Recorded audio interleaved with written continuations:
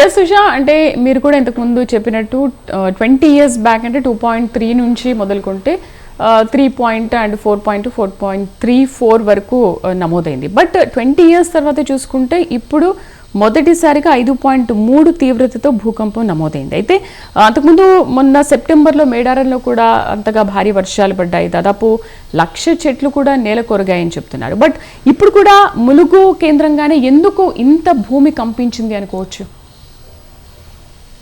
మొత్తం మీద విపరీత పరిణామాలు, వాతావరణంలో వచ్చేటటువంటి ఈ మార్పులు ఏవైతే ఉన్నాయో చెట్లను నరికివేయడం వల్లే ఈ పరిణామాలన్నీ కూడా చోటు చేసుకున్నాయి. వాతావరణంలో విపరీతమైన మార్పులు రావడానికి కారణం కూడా ఒకవైపు చెట్లను నరికేసి మొత్తం కూడా ఏదైతే కొన్ని ఏళ్లగా ఉన్నటువంటి చెట్లను కూడా నరికివేయడంతో పాటు ములుగు జిల్లాలో కూడా కొన్ని నేలకి ఒరిగినటువంటి చెట్లనే చూసుకోవచ్చు.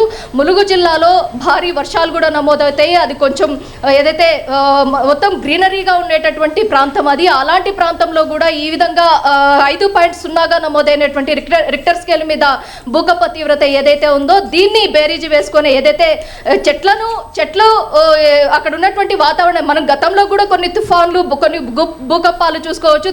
ఏదైతే తెలుగు రాష్ట్రాల్లో ఏర్పడినటువంటి భూకంపాలను చూసుకోవచ్చు. అప్పుడు కూడా శాస్త్రవేత్తల వాదన ఒక్కటే, చెట్లను పెంచాలి, చెట్లను పెంచడం వల్ల భూకంప తీవ్రతను కొంత తగ్గించే వెసులుబాటు ఉంటుంది అన్న కోణంలోనే శాస్త్రవేత్తలు కూడా అప్పట్లో కూడా దీన్ని వాదించారు. కానీ ఎక్కడా కూడా ములుగు జిల్లాలో ఏర్పడినటువంటి ఈ తీవ్రత ఏదైతే ఉందో అనేక చెట్లు ఒరగడంతోనే ఈ పరిణామం ఏదైతే తీవ్ర పరిణామం అయితే చోటు చేసుకున్నట్టుగా అయితే శాస్త్రవేత్తలు కావచ్చు, అనలిస్టులు ప్రతి ఒక్కరు కూడా అలా దీన్ని బేరీజు వేసుకునే చెప్తున్నారు. ఈ తీవ్రత ఏదైతే ఇయర్ బై ఇయర్ ఇది పెరుగుతూనే పోతుంది కానీ తగ్గుముఖం అయితే లేనట్టుగానే కనిపిస్తుంది.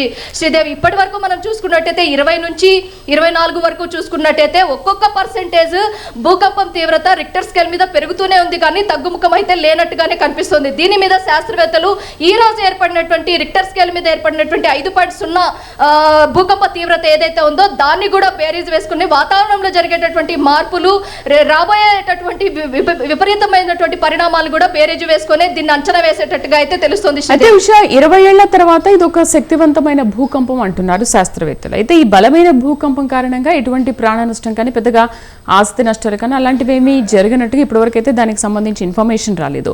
బట్ అధికారులు అయితే ఈ పరిస్థితిని అంచనా వేస్తున్నారు. నిపుణుల భూకంపాల సమయంలో అప్రమత్తంగా ఉండాలని, రద్దీగా ఉండే ప్రాంతాలు ఎక్కువగా తిరగొద్దు, లేకపోతే వచ్చిన చోట అక్కడ కదలకుండా కూర్చోవాలని, ఇలాంటి సూచనలు ఇంకా ఏంటి, ఎలాంటి సజెషన్స్ ఇస్తున్నారు? ఖచ్చితంగా ఓజోన్ పొరలో చిల్లులు పడడం కావచ్చు, అలాగే రేడియేషన్ ప్రభావం కావచ్చు, మొబైల్ ఫోన్స్లో వచ్చేటటువంటి రేడియేషన్, విపరీతమైన రేడియేషన్ కావచ్చు, ఏదైతే ఒక్కొక్క జనరేషన్కి ఒక్కొక్క 4G 5Gలు ఇలాంటివి ఇన్వైట్ చేయడము, ఏదైతే మొబైల్ ఫోన్స్, ఈ రేడియేషన్ ప్రభావము భూగర్భాల్లో ఎక్కువగా నమోదవ్వడము, అలాగే వాతావరణంలో చూసుకున్నట్టయితే చెట్ల నరికివేత, ఇవన్నీ కూడా ఏదైతే పర్యావరణానికి ఏదైతే అడ్డంకిగా మారాయి, పర్యావరణ పరిరక్షణ, అలాగే తుఫాన్లు, అలాగే అకాల వర్షాలు, అకాల సీజన్ ఏదైతే ఒక్కొక్క సీజన్ మనం ఇప్పుడు ఈ సంవత్సరం ఈ ఏడాది చూసుకోవచ్చు.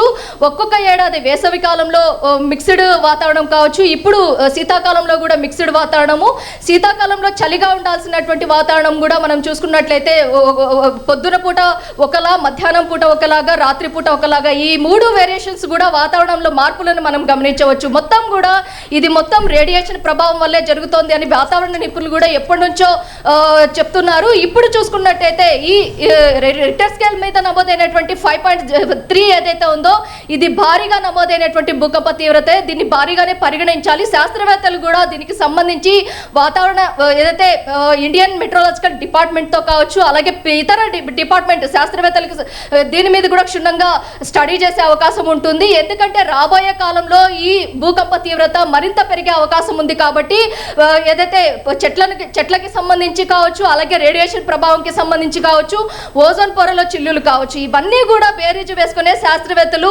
అంచనా వేస్తున్నారు. ఇయర్ బై ఇయర్ ఈ రిక్టర్ స్కేల్ మీద నమోదయ్యేటటువంటి ఈ ప్రభావాలు ఏదైతే ఉన్నాయో పర్సెంటేజ్ పెరుగుతూనే పోతుంది కానీ తగ్గుముఖం అయితే లేనట్టుగానే కనిపిస్తుంది. శ్రీదేవి, ప్రస్తుతం అయితే ఈ తెలంగాణ రాష్ట్రంలో ఏర్పడినటువంటి 5.3 ఈ భూకంప తీవ్రత ఏదైతే ఉందో చాలా వరకు ఇది భారీది అనేసి గుర్తించాలి మనం. ఎందుకంటే గతంలో చూసుకున్నట్టయితే 3.4 ఉన్నటువంటి భూకంప తీవ్రత, ఈసారి నమోదైనటువంటి భూకంప తీవ్రత 5.3. ఇది అయితే భారీగానే పరిగణించాలనేసే అనలిస్టులు మొత్తం కూడా చెప్తున్నారు. మరోవైపు చూసుకున్నట్టయితే వాతావరణంలో ఇప్పటి వరకు చూసుకున్నట్టయితే మొన్నటి నుంచి కూడా చూసుకున్నట్టయితే తుఫాను ప్రభావంతో తల్లడిల్లుతున్నటువంటి ప్రజలు, ఏపీకి అతి ఎక్కువ ప్రభావం ఉన్నటువంటి ఈ తుఫాను తీవ్రత తెలంగాణలో తక్కువగా ఉన్నప్పటికీ కూడా ఈ భూకంప ప్రభావం ఏదైతే ఉందో ఈ భూకంప ప్రభావంతో అటు తుఫాను ఇటు ఏదైతే భూకంపము ఈ రెండు కూడా యాడ్ అవటంతో వాతావరణంలో విపరీతమైన ప్రభావాలు చూపుతున్నాయి అన్న కోణంలోనే నిపుణులు అయితే చెప్తున్నట్టుగా అయితే తెలుస్తోంది శ్రీదేవి. సో ఇప్పుడైతే వెదర్లో చాలా చేంజెస్ చోటు చేసుకుంటున్న విషయం మనం కూడా గత వారం రోజులుగా మనం చూస్తున్నాము. ఎండ తీవ్రత కాస్త తక్కువగానే ఉంది. మరి ఈ నేపథ్యంలో అంటే ఇప్పుడు భూకంపం 5.3గా నమోదైంది, అదే శక్తివంతమైందని అంటున్నారు. సో ఇలాగే వెదర్ ఇంకా ఇలాగే కొనసాగితే మళ్ళీ వచ్చే అవకాశాలు ఉన్నాయా? ఖచ్చితంగా ఈ వాతావరణాన్ని కాపాడుకోవాల్సిన బాధ్యత ప్రతి ఒక్కరిది. ప్రతి ఒక్కరు కూడా ఇప్పటి వరకు కూడా గ్రీన్ ట్రిబ్యునల్ కావచ్చు, ప్రతి ఒక్క వింగు కూడా వాతావరణానికి సంబంధించి ప్రతి ఒక్క డిపార్ట్మెంటు కూడా చెట్లను పెంచాలి, అలాగే పర్యావరణాన్ని పరిరక్షించుకోవాలి అన్న కోణంలో రేడియేషన్కి సంబంధించి కొంతమంది ఎక్స్పర్ట్స్ కూడా వారి వర్షన్ని కూడా చెప్పడం జరిగింది. ఇప్పటికే రేడియేషన్ ప్రభావంతో అనేక పక్షులు కూడా తన మనుగడను కోల్పోతున్నాయి. ఈ ప్రభావం రానున్న కాలంలో అనేక దుష్పరిణామాలు చోటు చేసుకునే అవకాశం ఉంటుంది. వాతావరణంలో ఇప్పటికే ఓజోన్ పొరలో ఉన్నటువంటి లేయర్స్ లో కూడా చాలా వరకు డ్యామేజ్ ఏర్పడింది. అలాగే భూకంపంలో చూసుకున్నట్టయితే భూ అంతర్భాగంలో ఏర్పడినటువంటి రేడియేషన్ ప్రభావం కొన్ని గనులు కావచ్చు, భూ త్రవ్వకాలు కావచ్చు, ఇవన్నీ కూడా దుష్పరిణామాలకు చోటు చేసుకున్నాయి. హైదరాబాద్ వ్యాప్తంగా చూసుకున్నట్టయితే కొన్ని ఏరియాల్లో జరుగుతున్నటువంటి మైనింగ్స్ కావచ్చు, ఇవి కూడా భూకంపానికి ఒకంత కారణంగా కూడా మనం చూసుకోవచ్చు. మొత్తం మీద భూకంపానికి కారణాలు మానవ మనుగడని ఈ విధంగా అస్తవ్యస్తం చేసేటటువంటి కారణాలలో భాగంగా రేడియేషన్ ని ప్రధానంగా చూసుకోవచ్చు. అలాగే ఏదైతే చెట్లను నరికివేయడం కూడా ప్రధానంగా చూసుకోవచ్చు. ఈ రెండు ప్రభావాలు కూడా ఇలాంటి దుష్పరిణామాలు వాతావరణంలో జరిగేటటువంటి ఇలాంటి దుష్పరిణామాలు ఏవైతే ఉన్నాయో ఇవి అకాల వర్షాలు కావచ్చు, అలాగే మిక్స్డ్ వాతావరణం, ఉదయం శీతాకాలంలో ఉండాల్సినటువంటి చలి కాస్త ఏదైతే పొద్దున ఒకలాగా మధ్యాహ్నం మళ్ళీ ఎండ ప్రభావము, అలాగే ఉక్కపోత ప్రభావము, మళ్ళీ రాత్రి చూసుకున్నట్టయితే విపరీతమైన చలి, అలాగే మిడ్ నైట్ చూసుకున్నట్టయితే కొంచెం వెచ్చదనం, ఇలాంటి మిక్స్డ్ వాతావరణానికి కారణం కూడా ఈ కారణాలే. రేడియేషన్ కావచ్చు, అలాగే ఈ చెట్లను నరికివేయడం కావచ్చు. ఈ వాతావరణంలో వచ్చినటువంటి మార్పుల వల్ల ఈ భూకంపాలు పెరిగిపోతున్నాయన్న కోణంలోనే నిపుణులు అయితే ఈ వర్షాన్ని అయితే ఖండిస్తూ వస్తున్నారు. వాతావరణాన్ని కాపాడుకోవాలన్న కోణంలోనే నిపుణులు కూడా చెప్తున్నారు. శ్రీదేవి, ఉషా, అంటే ఈ పరిణామాలన్నీ చూసుకుంటుంటే ఓజోన్ పొర కావచ్చు, లేకపోతే చెట్లను నరికివేయడం, భూకంప తీవ్రత ఎక్కువగా పెరగడం చూసుకుంటే రోబో 2.0 సినిమాను మనం గుర్తు చేసుకోవచ్చా? ఖచ్చితంగా ఎప్పుడో రాబోయే తరాలకి సంబంధించి శంకర్ తీసినటువంటి రోబో 2.0 ఏదైతే ఉందో ఈ సినిమాలో క్లియర్గా చెప్పారు. రాబోయే కాలంలో ఏదైతే పక్షుల మనుగడ కావచ్చు, అలాగే ఈ రేడియేషన్ ప్రభావం, మొబైల్స్ 5G కావచ్చు, ఇంకా ఇన్నోవేషన్స్ ఏవైతే 6G ఇలాంటి ఇన్నోవేషన్స్ వల్ల మనుగడ కోల్పోతున్న పక్షులు అనేక పక్షి జాతులు ఉన్నాయి. దీనిలో భాగంగానే ఈ ఏదైతే వాతావరణంలో జరిగేటటువంటి ఈ దుష్పరిణామాల్లో రేడియేషన్ చాలా కీలకంగా ఉంది. ఈ రోజు జరిగినటువంటి భూకంప తీవ్రతలో 5.3గా నమోదైనటువంటి భూకంప తీవ్రతలో కూడా 400 కిలోమీటర్ల మేరకు భూ అంతర్భాగంలో రేడియేషన్ చొచ్చుకుపోయింది అన్న కోణంలోనే నిపుణులు అయితే చెప్తున్నారు. శ్రీదేవి, ఉషా, అయితే ఇక్కడ హైదరాబాద్లో చూసుకుంటే ఇవాళ ఉదయం 7:26 నుంచి 7:31 వరకు భూమి కంపించింది అంటున్నారు. కొంతమంది ఇళ్లలోంచి మనం విజువల్స్లో కూడా ఆల్రెడీ చూస్తున్నాము.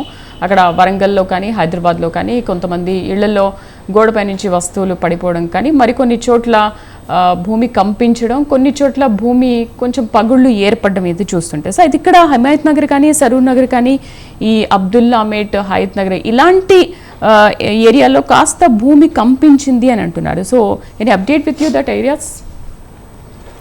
శ్రీదేవి, ప్రస్తుతం అయితే నగర వ్యాప్తంగా ఉన్నటువంటి హయత్ నగరు, మేడ్చలు, సరూర్ నగరు ఈ మూడు ప్రాంతాల్లో కూడా ఏదైతే కన్స్ట్రక్షన్స్కి సంబంధించినటువంటి ఏవైతే ఉన్నాయో వీటికి సంబంధించి ఏదైతే మొత్తం ఆ కన్స్ట్రక్షన్కి సంబంధించినటువంటి అపార్ట్మెంట్స్ భారీ ఎత్తున లేపుతున్న సమయంలో ఇలాంటి కన్స్ట్రక్షన్లు ఎక్కువగా జరుగుతున్నటువంటి సమయంలోనే ఈ భూకంప తీవ్రత ఎక్కువగా ఉన్నట్టు కూడా మనం పరిగణించవచ్చు. పగుళ్ళు ఏర్పడడానికి స్వల్పంగా ఏదైతే భూమి కంపించడానికి కారణం ఆ ఏరియాలో జరిగేటటువంటి భూ అంతర్భాగంలో జరిగేటటువంటి పరిణామాలు ఏదైతే ఉన్నాయో, ఏదైతే అండర్ గ్రౌండ్లో భాగంగా వేసేటటువంటి వ్యవస్థ కావచ్చు, ఏదైతే లోపల మొత్తం బిల్డింగ్కి సంబంధించినటువంటి పునాదులకి సంబంధించి త్రవ్వేటటువంటి మట్టి ఏదైతే ఉందో దాన్ని చాలా సెల్లార్లో పరిణామంగా చాలామంది కూడా లోపల ఎక్కువ భూ అంతర్భాగంలో ఎక్కువగా కూడా ఏదైతే పరికరాలతో మట్టిని మొత్తం కూడా త్రవ్వకాల్లో భాగంగా తీసివేయడము, ఇవన్నీ కూడా అక్కడ ఎక్కువగా జరుగుతున్న ప్రాంతాలు ఏవేవైతే ఉన్నాయో, ఏదైతే కొండ ప్రాంతాలు కాకుండా కొంచెం లోతట్టు ప్రాంతాలు ఏదైతే ఉన్నాయో ఆ ప్రాంతాల్లో ఉన్నటువంటి భూమి మీద జరిగేటటువంటి కన్స్ట్రక్షన్స్ ఏవైతే ఉన్నాయో, భారీ భవనాల నిర్మాణాలు ఏవైతే ఉన్నాయో వీటికి సంబంధించి జరిగేటటువంటి మరమ్మతులకి సంబంధించి కావచ్చు, అలాగే ఈ మొత్తం కూడా ఈ అండర్ గ్రౌండ్కి సంబంధించి జరిగేటటువంటి ఈ వ్యవస్థకి సంబంధించే భూమి కంపించినట్టుగా కూడా మనం పరిగణించవచ్చు. మొత్తం మీద సరూర్ నగర్లో కావచ్చు, అటు మేడ్చల్, అలాగే హయత్ నగర్, ఈ 3 ప్రాంతాల్లో కూడా భూమి స్వల్పంగా కంపించడానికి ఒకంత ఫ్యాక్టరీలు కూడా కొన్ని ఏరియాలో ఉన్నాయి కాబట్టి దాన్ని కూడా మనం బేరీజ్ చేసుకోవచ్చు. ఫ్యాక్టరీల్లో వచ్చేటటువంటి విషవాయువులు కావచ్చు, ప్రతి ఒక్క చోట కూడా భూమి ఏదైతే ఈ రోజు ఏర్పడినటువంటి రిక్టర్ స్కేల్ మీద 5.3 భూకంప తీవ్రతని బేరీ చేసుకున్నట్టయితే అనేక దుష్పరిణామాలనే దీన్ని పరిగణలోకి తీసుకోవచ్చు. ఓ పక్క రేడియేషన్ ప్రభావంతో పాటు ఇలాంటి భూమి మీద జరిగేటటువంటి కన్స్ట్రక్షన్స్ ఏవైతే ఉన్నాయో ఇవి కూడా భూకంపానికి ఒకంత ఏదైతే రావడానికి కూడా కారణమైందనేసి చెప్పుకోవచ్చు. Sridevi. Right Usha, thank you for update. Thank you very much.